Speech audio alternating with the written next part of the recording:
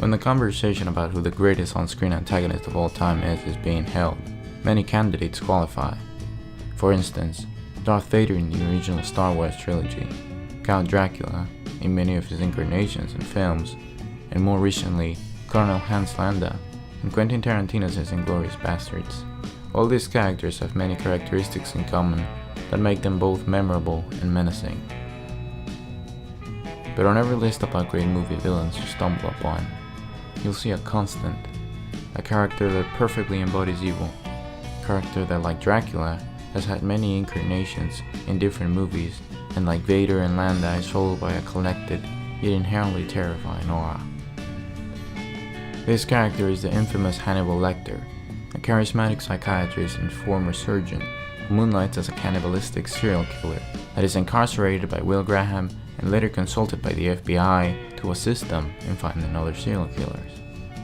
Dr. Hannibal Lecter spawned out of the mind of suspense author Thomas Harris, and the character made his debut in the novel Red Dragon, which generated several follow-ups like Silence of the Lambs, Hannibal, and Hannibal Rising, all featuring the character of Hannibal the Cannibal. Also, all these novels have been adapted into motion pictures and one TV show, and the role of Dr. Lecter has been portrayed by 4 different actors. The first of these adaptations would be Harris's first novel, Red Dragon, into the hyper-stylized thriller Manhunter by director Michael Mann, and Scottish actor Brian Cox embodying the role of Hannibal Lecter for the first time ever on the big screen.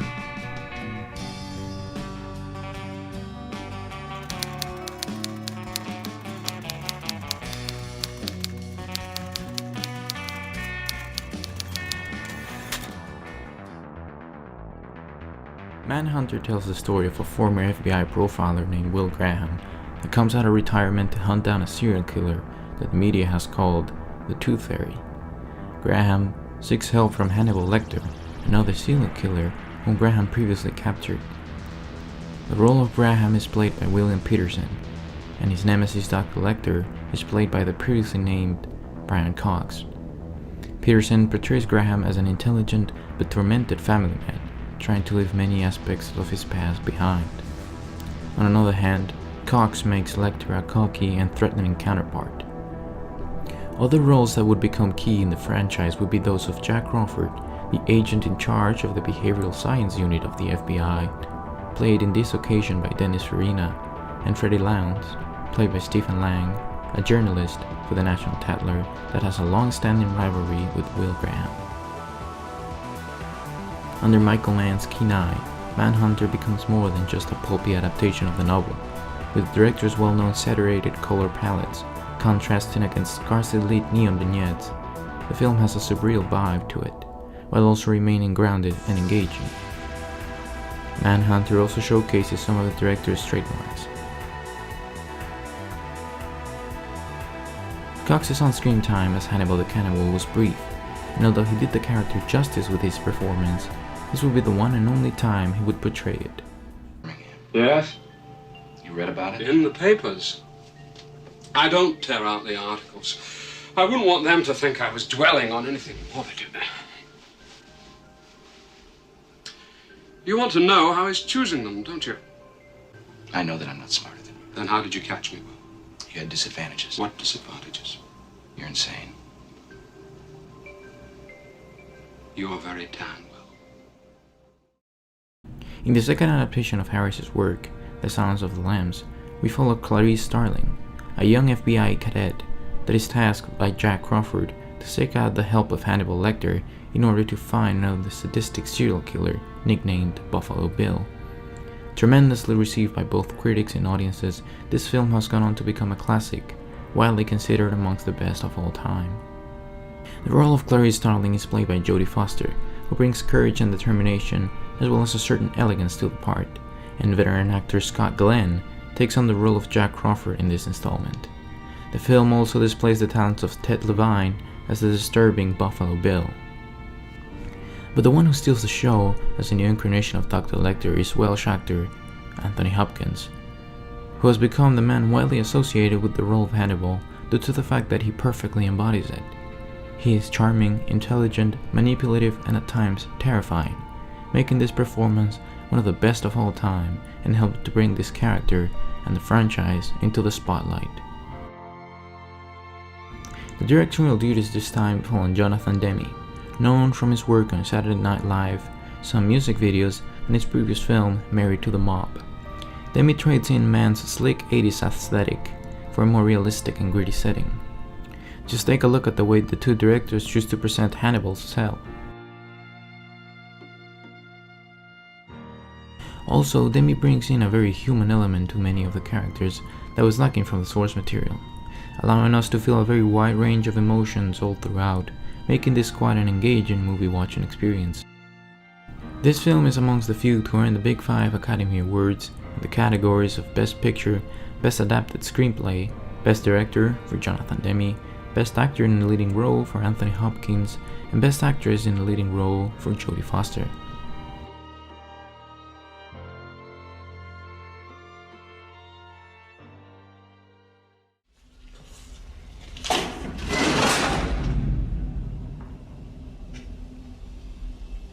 A census taker once tried to test me. I ate his liver with some fava beans and a nice Chianti.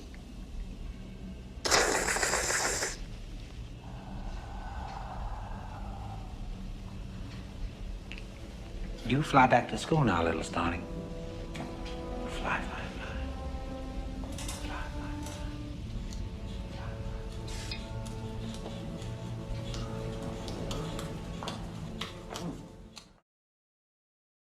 Hopkins would reprise the role of Hannibal in two more instances.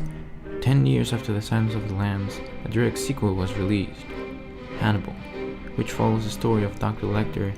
After having escaped imprisonment at the end of Silence, is now living in exile but tries to reconnect with Clarice Starling, this time played by Julianne Moore, and finds himself the target of revenge plot by a former victim of his, played by an unrecognizable Gary Oldman in another of his iconic chameleonic performances. In this film, Ridley Scott takes over the directorial duties. The third and last instance to date in which Hopkins donned the mask of Hannibal Lecter was in 2002's Red Dragon, a readaptation of Harris's novel and a remake to Manhunter. In a stellar cast, the role of Will Graham goes to Edward Norton, who brings a similar darkness to the character. Jack Crawford is played by veteran American actor Harvey Keitel, and Francis Dolarhyde, aka the Tooth Fairy, is portrayed by Ralph Fiennes, one of his most intense and complex performances. Also, the cast showcases the talents of the late Philip Seymour Hoffman as the journalist Freddie Lowndes. You get to see the file on this case, and there's another reason. I'm all ears. I thought you might enjoy the challenge. Find out if you're smarter than the person I'm looking for.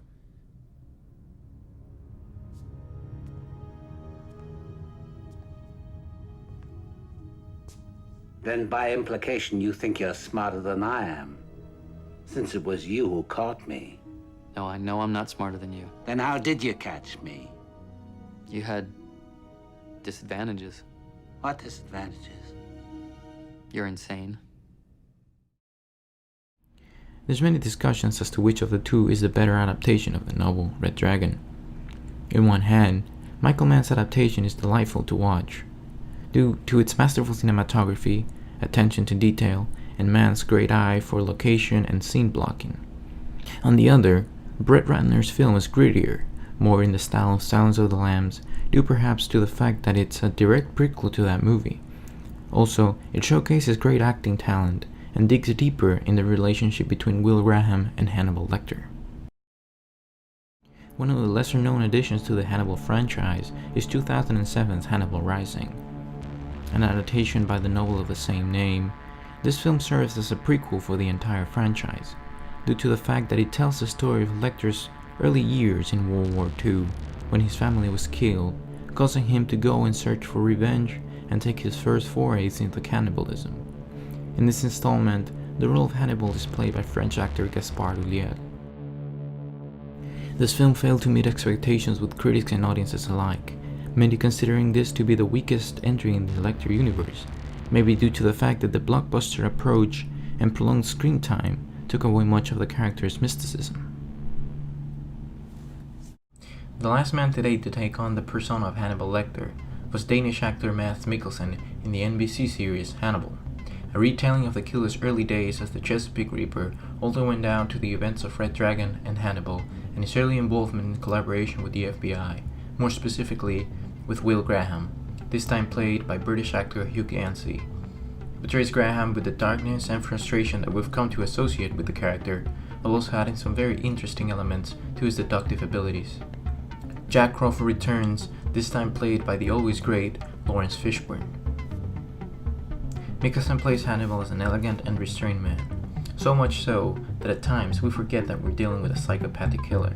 However, the show never forgets to remind us, while focusing more on the psychiatrist aspect of Lecter. In fact, most of the show takes place in his office. This Hannibal, like Hopkins, is a methodical killer that takes great pleasure in the cooking part of his cannibalistic activities. Unfortunately, the show ran only for 3 seasons before being cancelled, but left Mikkelsen as the actor that has played Lecter for the longest screen time. In any rehabilitation effort.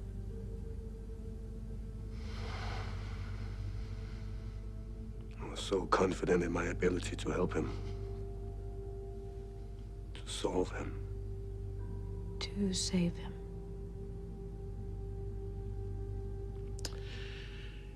Saving him, I lost Abigail.